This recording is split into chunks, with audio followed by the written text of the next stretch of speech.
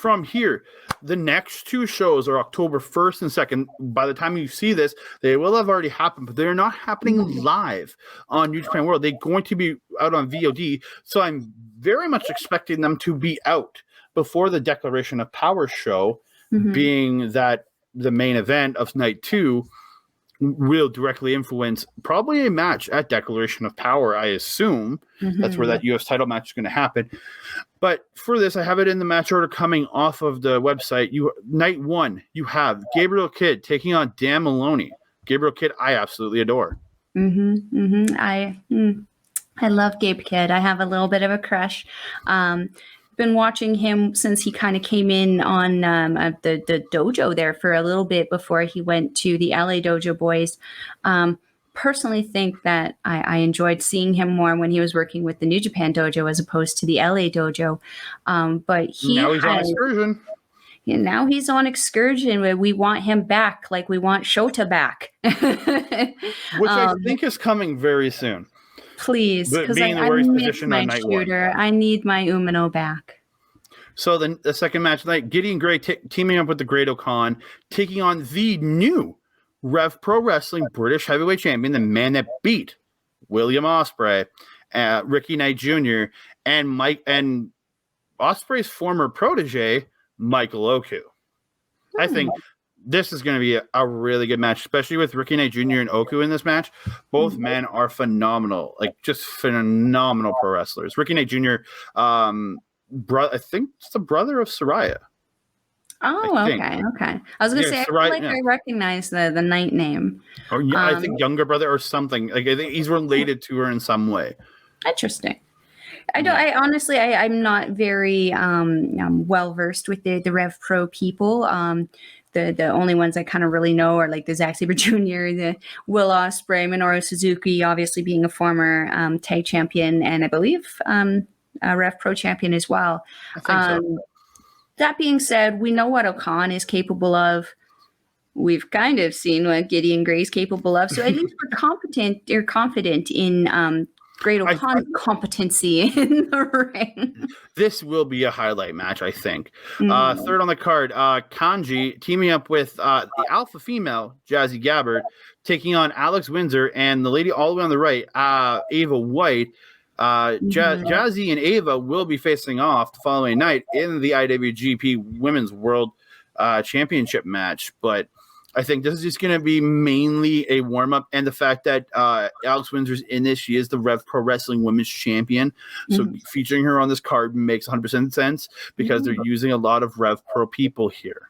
And it's really cool, just to throw it out there, variety of gear that you can see in these girls. You know, there's going to be a huge variety in personality and gimmick. It's going to be a really interesting mix of girls in the ring. I look forward to it. Yeah. Then you have Hiromu Takahashi, Sonata, and Naito taking on Doki, Desperado, and Saber. I am not looking forward to Doki being back. I know you like him. I don't. I just don't understand the like for Doki. But this will happen at Royal Quest on the night 1 too. I'm pretty much set up the night two, or sorry, this on night 1 to set up night 2's main event. I'm pretty sure is what this is here for. For me with Doki, the situation is the same way. It's evolved in the same way that Desperado evolved for me. When I first started watching New Japan, Desperado was their fall guy.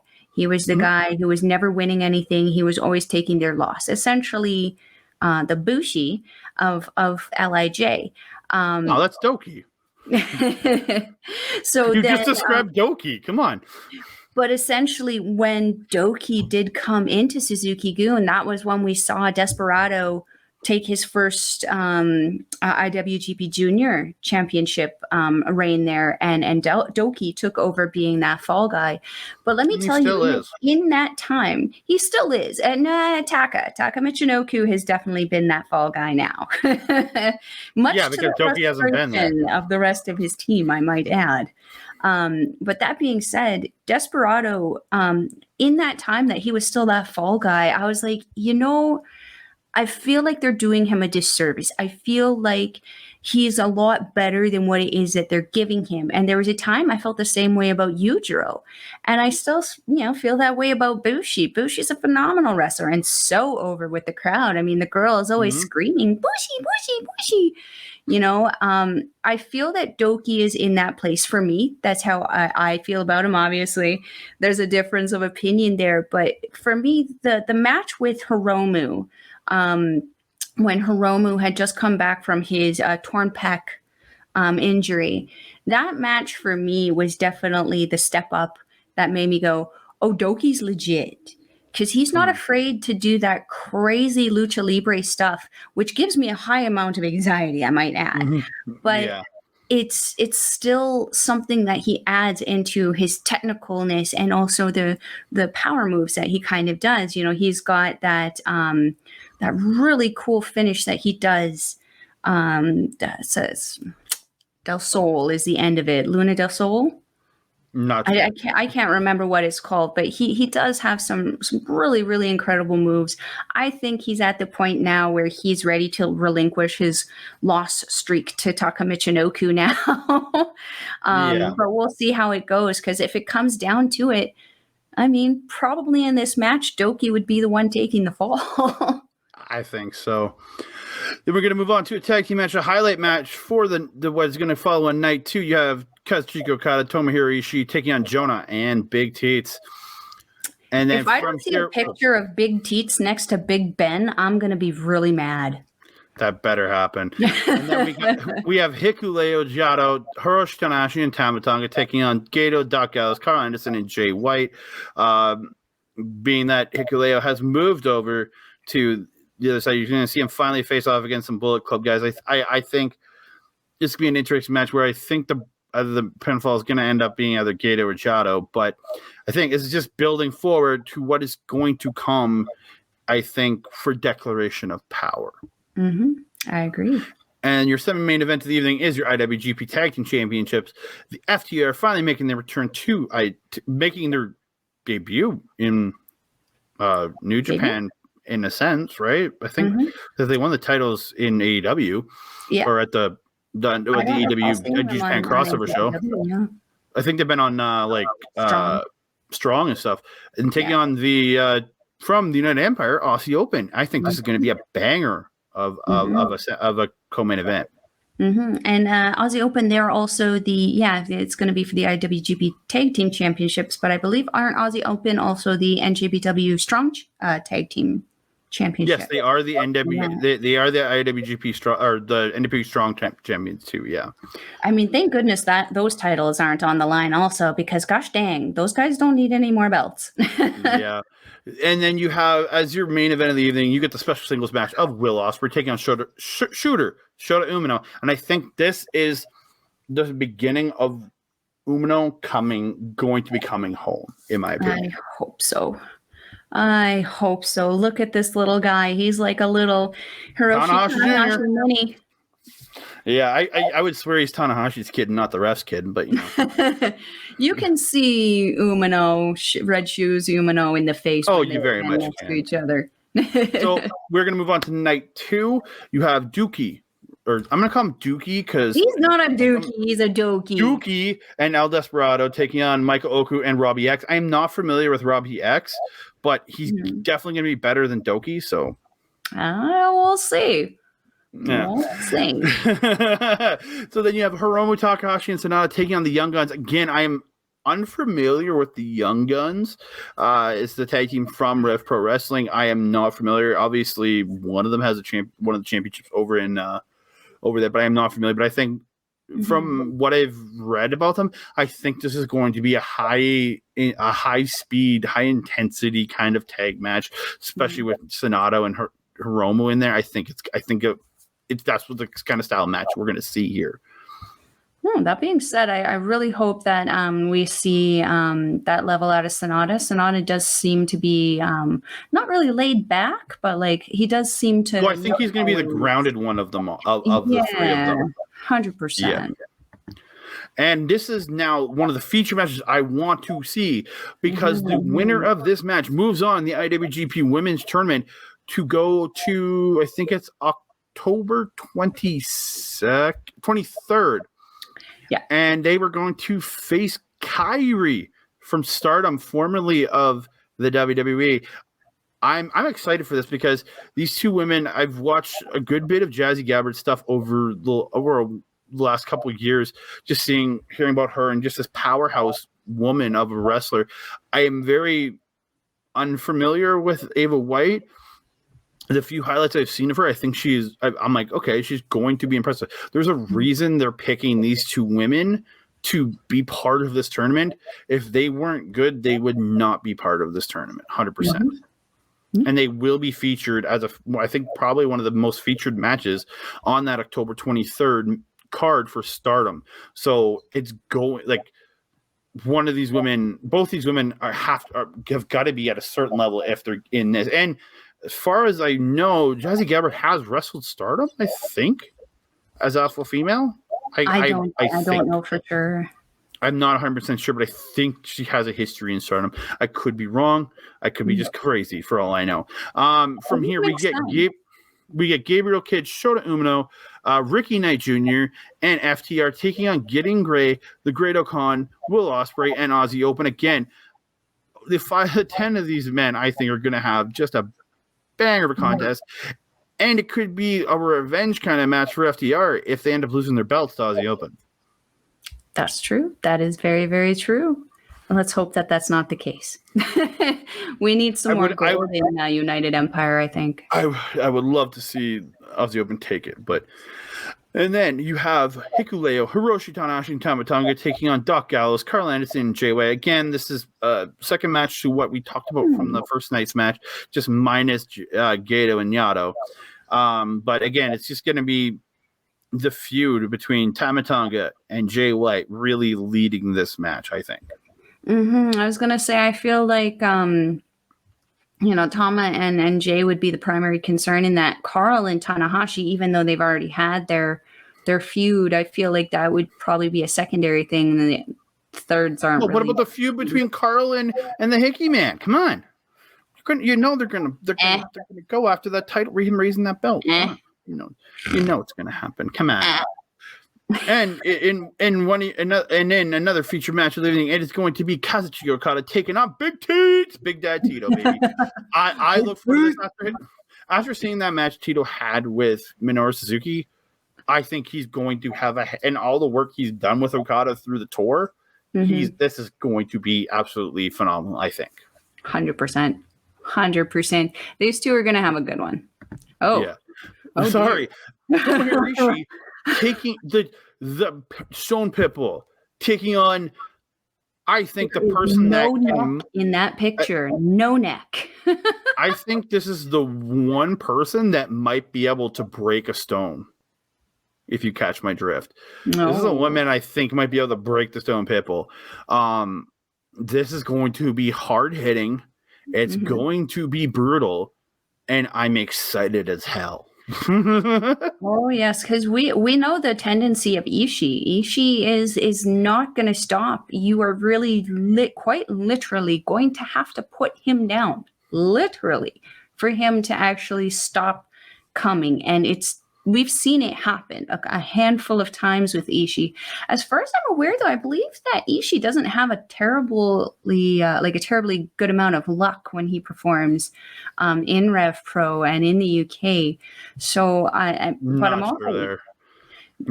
pretty sure. I think the last time that I saw Ishi in the UK was against Kenta for the Never Openweight title. I honestly don't remember if Kenta won that match or not, but I know he knocked Kenta out in that match.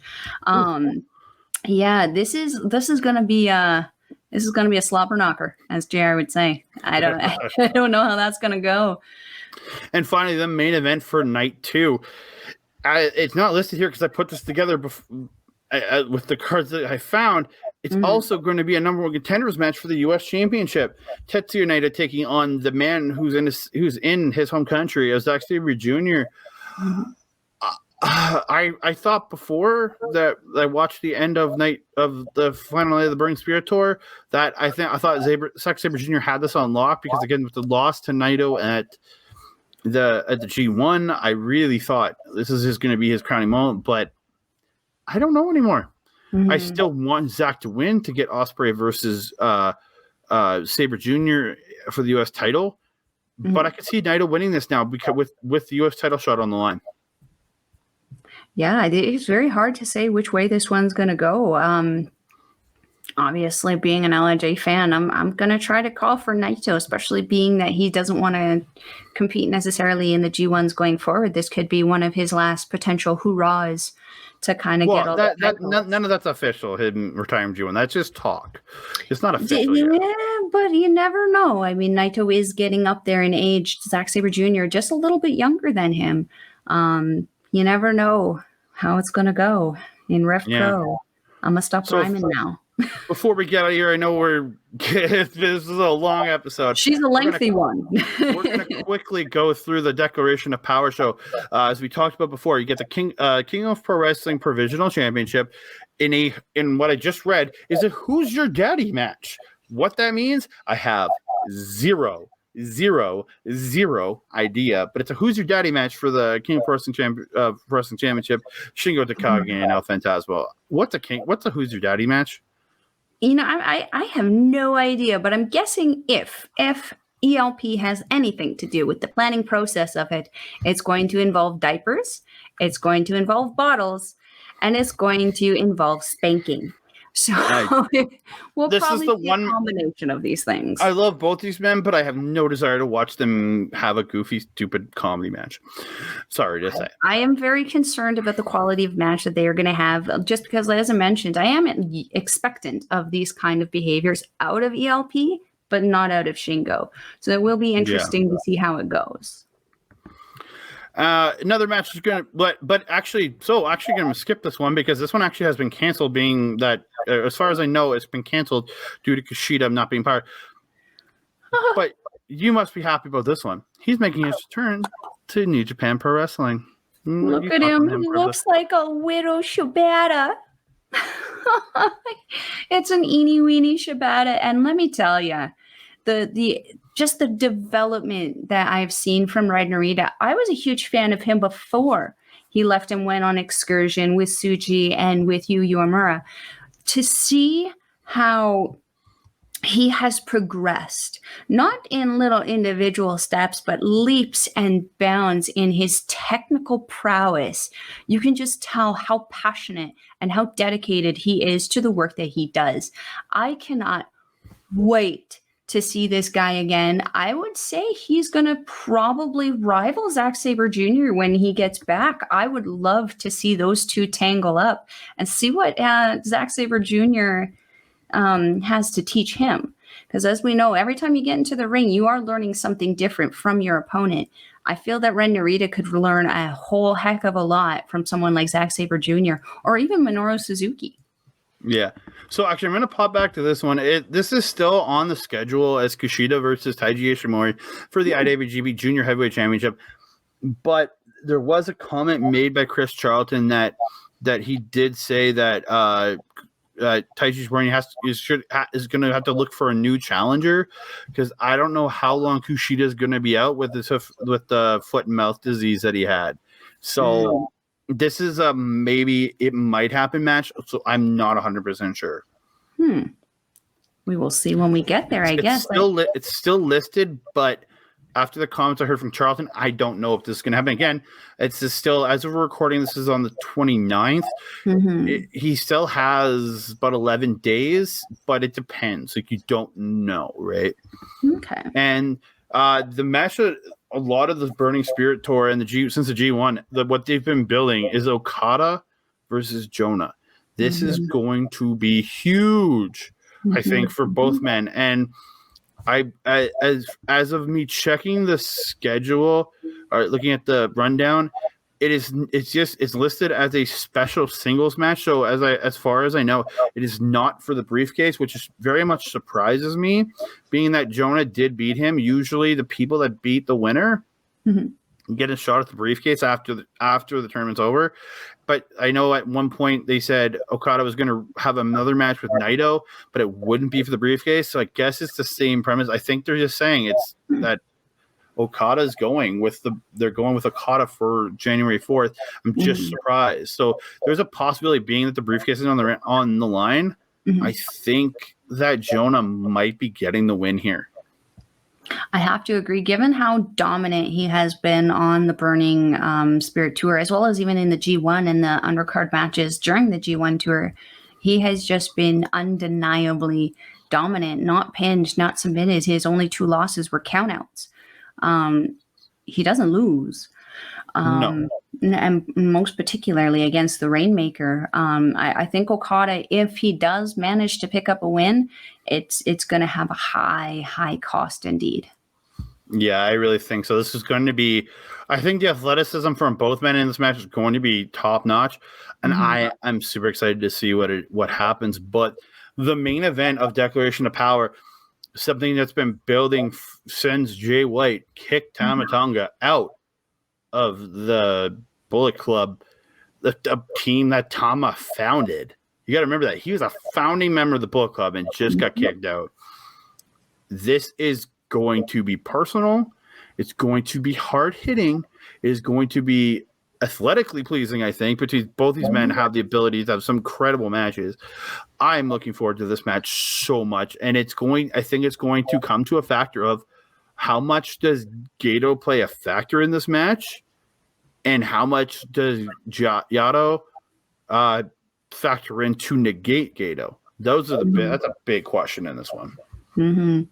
I'd like to think that being that it is a title match, that it would be a straight up honorable one-on-one match. However, we know where Bullet Club, and more particularly where Jay White is concerned, that is not going to be the case. I think that Gedo will obviously play some kind of part in it.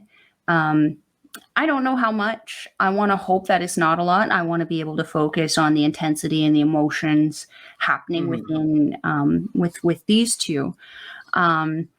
That also being said, I feel that Gedo and Giotto are probably not going to be the two only factors within this. And I'm actually kind of hopeful by this point that maybe a certain other brother that has been missing may be able to make his return to maybe.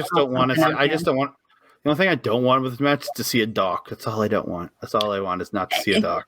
You know, I mean, if we see Anderson, we're probably going to see Gallows. He doesn't seem to be able to go very far. This is the one match where I'm okay with the only two people that are getting involved in this match being Giotto and Gedo. I'm really hoping it's only those two. Yeah. I really am. So that being said, I think we have come to the end of our obnoxiously long. Sorry about that. We just had a lot to talk about. Puroresu review. If you are interested in watching NJPW, you can go to their website, www.njpw-world.com. We'll leave the link in the description box below. The cost is going to be the same as the Stardom one, so it's 920 yen, depending on where you are. Your dollar will change. $10 in Canada or yeah, US. I'm paying $10 a month for NJPW. I find it worth it. It gives me access to all of their old stuff as well as some new stuff and CMLL, so you don't want to miss out on that. So I want to give a big shout out to our friends at Backbreaker Media, Mike the Rep. You can check him out up here at Backbreaker Video on YouTube, down here on Twitch, where he live streams multiple times a week at Mike the Ref. You could be watching us on our Andre Melball Wrestling Talk, or maybe you're watching us on Backbreaker Video. Either way, we're thankful for you to checking this out. You can check us out here, Andre Melball Talk. You can see our Twitters and our Instagrams down below. Our Twitch isn't quite up and running yet. We have that channel, but it isn't quite running yet. And that being said, also, we are going to be back again next week for our next episode of the Stardom Grand Prix review, where we're going to finally break down the finals. I've been watching one of the last nights. Man, this last show has been incredible so far. You guys don't want to miss out on that. Yeah. That being said, I think we've come to the conclusion here. I am your Melball. That is your Andre. Adios.